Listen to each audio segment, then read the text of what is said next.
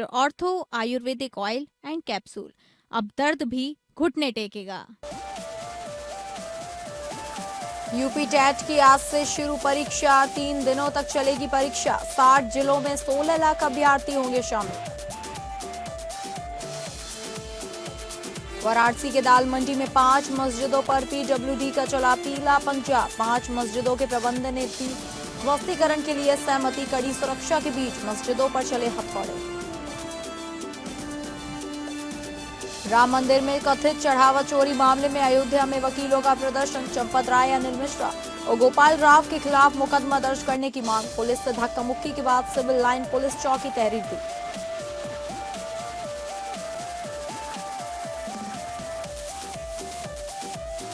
नमस्कार, आप सभी का बहुत स्वागत है और मैं हूं आपके साथ अंकिता सिंह। शुरुआत करेंगे उत्तर प्रदेश बुलेटिन की, जहां यूपी टेट 2026 परीक्षा आज से शुरू हो गई है। लखनऊ में 2, 3 और 4 जुलाई को आयोजित होने वाली यूपी टेट 2026 परीक्षा को शांतिपूर्ण और निष्पक्ष ढंग से संपन्न कराने के लिए लखनऊ पुलिस ने व्यापक सुरक्षा व्यवस्था की है। लगभग 96,000 से अधिक अभ्यर्थियों के लिए 40 परीक्षा केंद्र बनाए गए हैं, जहां सुरक्षा और यातायात को लेकर विशेष इंतजाम किए गए हैं। उत्तर प्रदेश शिक्षा सेवा चयन आयोग प्रयागराज द्वारा आयोजित यूपी टेट 2026 की लिखित परीक्षा 2, 3 और 4 जुलाई को लखनऊ के 46 परीक्षा केंद्रों पर होगी। वहीं परीक्षा में कुल 96,454 अभ्यर्थी शामिल होंगे। परीक्षा की सुरक्षा के लिए 332 पुलिस कर्मियों की तैनाती की है।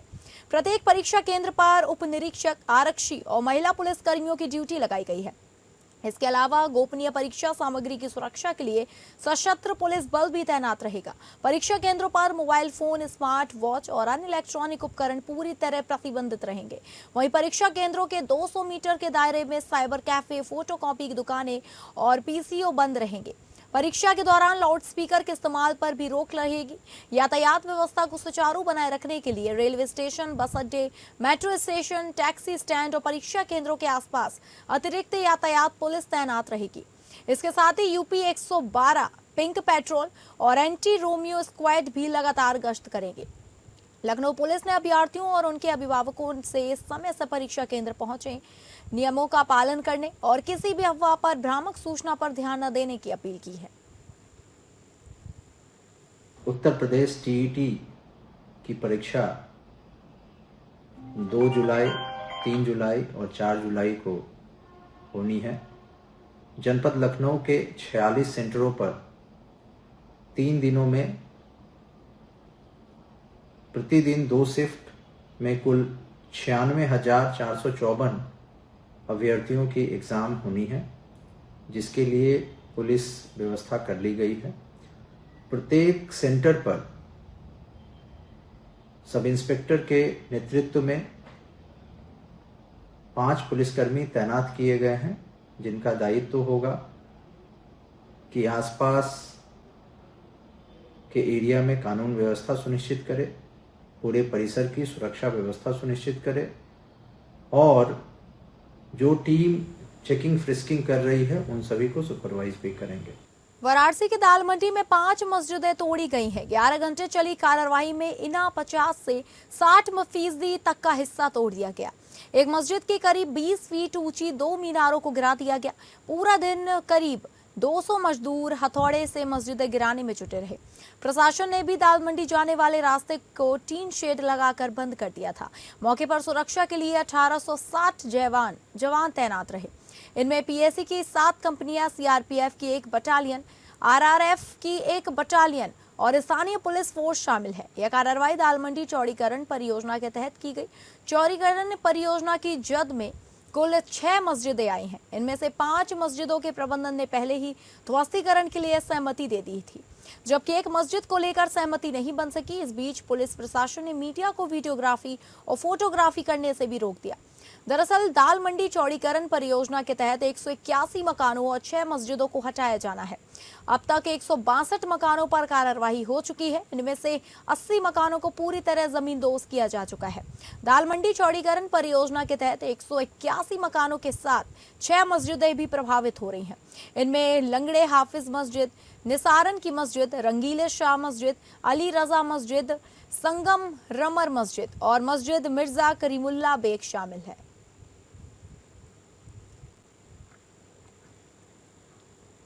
अयोध्या में अधिवक्ताओं का प्रदर्शन उस समय तेज हो गया जब बड़ी संख्या में वकील कचहरी से जुलूस निकालकर रामपथ की ओर बढ़े।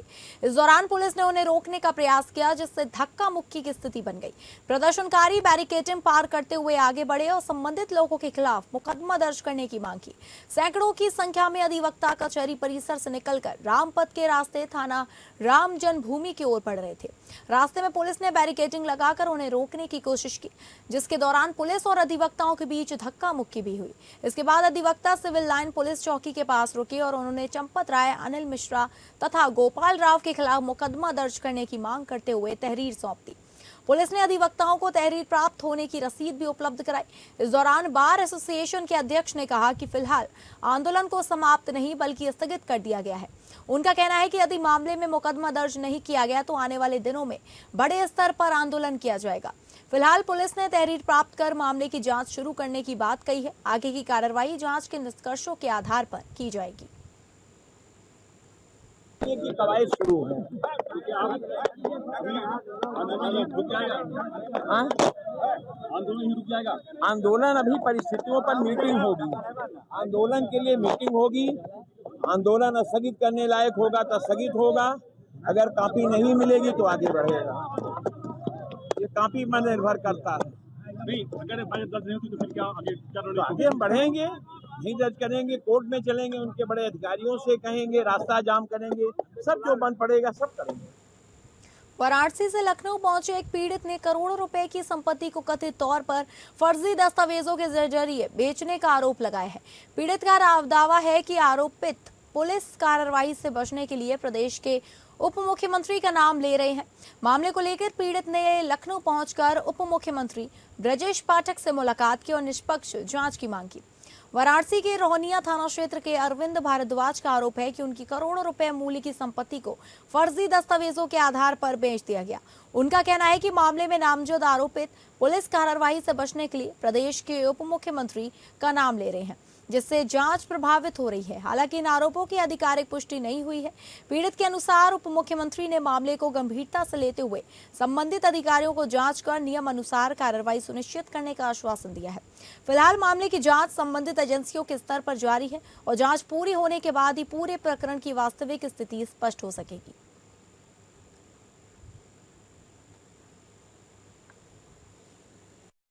आदरणीय, मेरी समस्या ये रही है कि मेरे बड़े भाई साहब हैं जो 20 साल मुझसे बड़े हैं। उन्होंने मेरा पैतृक जो मकान है और वो सेवा रमानी परिवार को बेच दिया है। साथ में ही उनकी बेईमानी इतने ही नहीं रुकी, हमारे चाचा के लड़के हैं, बड़े भाई हैं, 72 साल इनकी उम्र है। इनका भी सारा हिस्सा सामूहिक हिस्सा था, वो भी उन्होंने बेच दिया है कूट दस्तावेज तैयार करके छल। उत्तर प्रदेश के कुशीनगर से बिजली विभाग के एक जूनियर इंजीनियर पर अभद्र व्यवहार के आरोप का मामला सामने आया है। भाजपा के पूर्व जिला मंत्री ने आरोप लगाया है कि ट्रांसफार्मर में आग लगने की सूचना देने पर जेई ने उनके साथ फोन पर अभद्र भाषा का प्रयोग किया। मामले की शिकायत ऊर्जा मंत्री और विभागीय अधिकारियों से की गई, लेकिन अब तक कार्रवाई न होने का आरोप लगाया जा रहा है। मामला कुशीनगर के फाजिल नगर विधानसभा क्षेत्र के कोई लसवा बुजुर्ग गांव का है।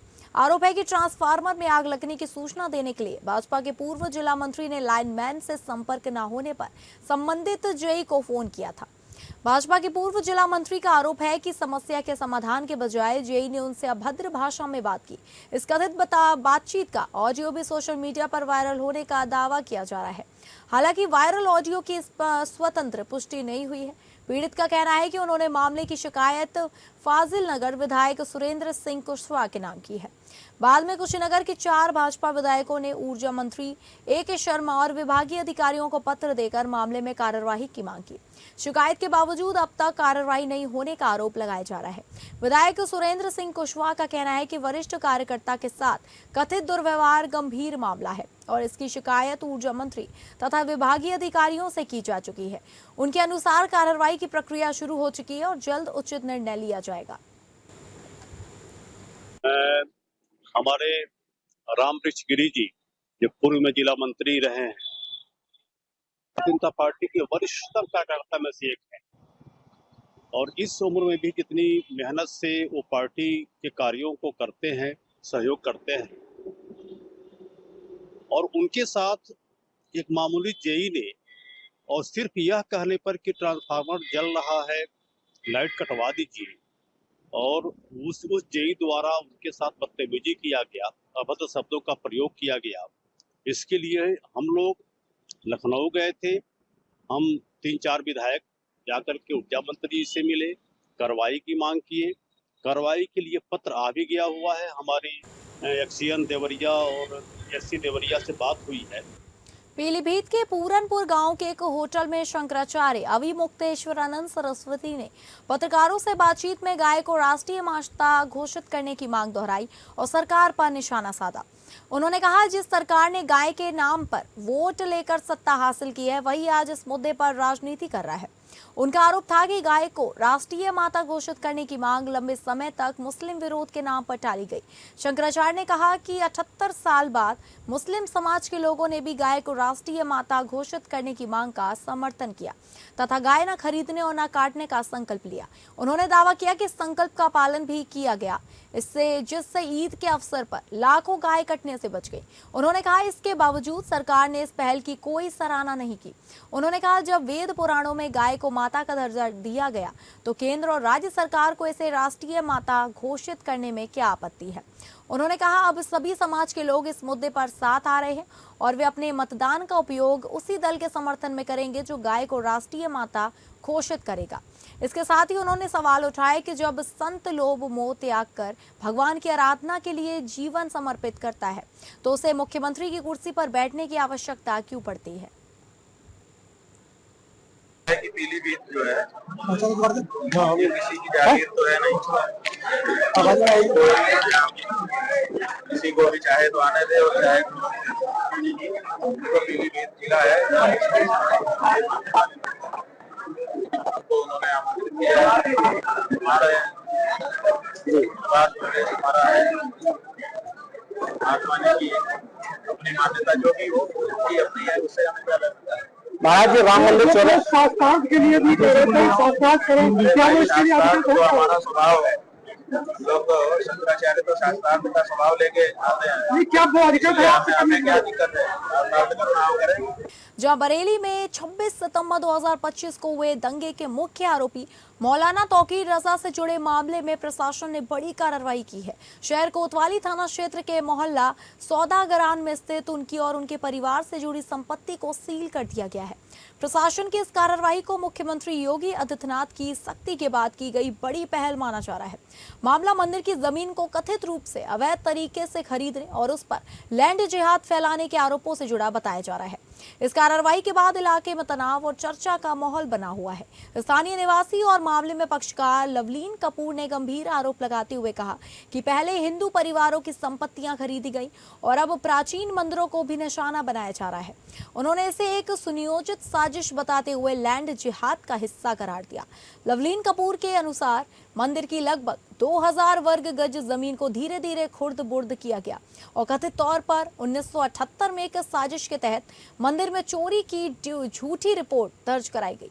आरोप है कि बाद में मंदिर के स्वरूप को बदलकर उसे मात्र 6x8 के छोटे कमरे में सीमित कर दिया गया ताकि जमीन को निजी संपत्ति के रूप में दिखाकर बेचा जा सके। मामले में प्रशासन की कार्रवाई के बाद स्थानीय लोगों में प्रतिक्रिया देखने को मिल रही है और पुलिस प्रशासन स्थिति पर नजर बनाए हुए है। और प्रदीप रस्तोगी,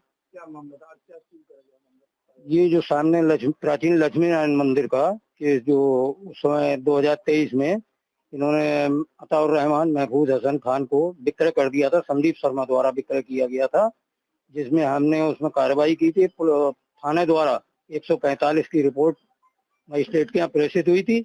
वो मुकदमा 3 साल से चल रहा था, जिसमें माननीय सिटी मजिस्ट्रेट साहब ने अब इसको कुर्क कर वो थाना कोतवाली को रिसीवर नियुक्त कर दिया है। मामला ये है कि ये लक्ष्मी नारायण प्राचीन लक्ष्मी नारायण मंदिर है, 250 वर्ष पुराना है और इसमें एक केयरटेकर जो मंदिर के पुजारी रखे गए थे उनके द्वारा इस मंदिर को खुरदबुद करके बेच दिया गया और बड़ी प्लानिंग से बेचा गया। मतलब सन 1978 में 13 अक्टूबर था शायद, क्या 13 अगस्त तो उस दिन आपने रिपोर्ट लिखवाई कि साहब हमारी मूर्ति चोरी हो गई, सारी मूर्ति हटा दी गई। तो धीरे धीरे स्वरूप बदल दिया गया मंदिर का, नया दुकानें कर दी गई, दुकानें सब बेच दी गई और ये कहा गया कि हम कानपुर के पनकी थाना क्षेत्र में पहचान छिपाकर 2 युवतियों से शादी करने के आरोप में पुलिस ने एक युवक को गिरफ्तार किया है। पुलिस के अनुसार आरोपी पर सोशल मीडिया के माध्यम से फर्जी पहचान बताकर महिलाओं से संबंध बनाने, शादी करने और बाद में प्रताड़ित करने के आरोप लगे हैं। मामले में पीड़िताओं की शिकायत के आधार पर मुकदमा दर्ज कर जांच शुरू कर दी गई है। कानपुर के पनकी थाना क्षेत्र का यह मामला उस समय सामने आया जब एक महिला ने पुलिस से शिकायत कर आरोप लगाया कि आरोपी ने खुद को विशाल बताकर उससे दोस्ती की और बाद में शादी कर ली। महिला का दावा है कि कई वर्षों तक आरोपी ने अपनी वास्तविक पहचान छिपाए रखी। शिकायत में यह भी आरोप लगाया गया कि उस पर धर्म परिवर्तन करने और बच्चे का खतना कराने का दबाव बनाया गया। पुलिस के अनुसार जांच के दौरान यह भी सामने आया कि आरोपी ने करीब 3 साल पहले नौकरी दिलाने का झांसा देकर एक अन्य युवती से भी शादी की। दूसरी महिला वर्तमान में 6 महीने की गर्भवती बताई जा रही है। शिकायत में आरोप है कि आरोपी दोनों महिलाओं को एक ही मकान में रखता था और विरोध करने पर उनके साथ मारपीट और प्रताड़ना करता था। सूचना मिलने पर पुलिस मौके पर पहुंची और दोनों महिलाओं को सुरक्षित बाहर निकाला। पीड़िता की तहरीर के आधार पर संबंधित धाराओं में मुकदमा दर्ज करते हुए आरोपी इरशाद को गिरफ्तार कर लिया गया है। पुलिस का कहना है कि मामले की गहन से जांच की जा रही है और जांच में सामने आने वाले तथ्यों के आधार पर आगे की कानूनी कार्रवाई की जाएगी। पहले प्यार, फिर शादी और उसके बाद धोखा। एक बार फिर से धर्मांतरण की शिकार हुई 2 युवती। दरअसल आगरा का रहने वाला इरशाद विशाल बन करके उसने एक हरदोई की रहने वाली महिला से विवाह किया। लगभग 8 साल तक उसके साथ संबंध में रहा। उसके बाद अभी 3 साल पहले उसने दूसरी युवती से शादी की और पहली वाली पत्नी को उसने अपनी बहन बताया। मामला तब प्रकाश में आया जब पनकी थाना क्षेत्र के अंतर्गत कामतगिरी अपार्टमेंट में उसने दोनों युवतियों को बंधक बना लिया। फिलहाल पुलिस ने बजरंग दल के कार्यकर्ताओं के साथ पहुंचकर बंधक बनी युवतियों को मुक्त किया है और इस वक्त आरोपी पुलिस की गिरफ्त पे है, जिस पर मुकदमा पंजीकृत किया जा रहा है। देखना यह है कि आगे की जांच में क्या कुछ मामला सामने आता है। एपीएन न्यूज के लिए कुणाल सिंह, कानपुर। बदायूं के सिविल लाइन थाना क्षेत्र में वाहन चेकिंग के दौरान हुई मुठभेड़ में 50,000 रुपए का इनामी डकैत जितेंद्र उर्फ डालू मारा गया। मुठभेड़ में उप निरीक्षक और पुलिस सिपाही भी घायल हो गए हैं। घायल पुलिस कर्मियों और डकैत को जिला अस्पताल ले जाया गया, जहां पुलिस ने पूरे अस्पताल परिसर को छावनी में तब्दील कर दिया। बदायूं के सिविल लाइन क्षेत्र के थाना पुलिस बिलसी मोड़ नई जेल के लिए प्रस्तावित भूमि के पास वाहनों की चेकिंग चल रही थी।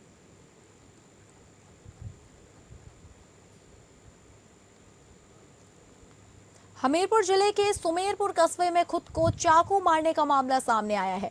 इमिलिया वार्ड नंबर 9 में एक युवक ने अज्ञात कारणों के चलते खुद अपने पेट में चाकू मार लिया। घटना के समय युवक अपनी मौसी के घर पर मौजूद था। गंभीर हालत में परिजनों ने उसे सीएचसी में भर्ती कराया गया। पुलिस मामले की जांच कर रही है। सुमेरपुर कस्बे के इमिलिया वार्ड नंबर 9 में युवक मनोज अपनी मौसी के घर गया था। इसी दौरान किसी से बात करते करते उसने खुद अपने पेट में चाकू मार ली। अचानक हुई इस घटना से घर में हड़कंप मच गया। घायल अवस्था में परिजन तुरंत युवक को सुमेरपुर सीएचसी लेकर पहुंचे, जहां उसका इलाज चल रहा है। बलिया के सहेतवाड़ थाना क्षेत्र अंतर्गत महाराजपुर गांव में तिलक समारोह के दौरान बुधवार की देर रात मनबड़ बदमाशों ने एक युवक की गोली मार दी। घटना रात करीब 1:30 बजे की बताई जा रही है। पुलिस के अनुसार घायल युवक की पहचान अरुण यादव के रूप में हुई है। अरुण ने पुलिस को बताया कि वह तिलक समारोह में शामिल होने गया था। इसी दौरान उसको 2 परिचितों रितेश पासवान तथा अमित कुमार राव से किसी बात को लेकर कहासुनी हो गई। विवाद बढ़ने पर आरोप है कि दोनों ने मिलकर उसके सीने में गोली मार दी।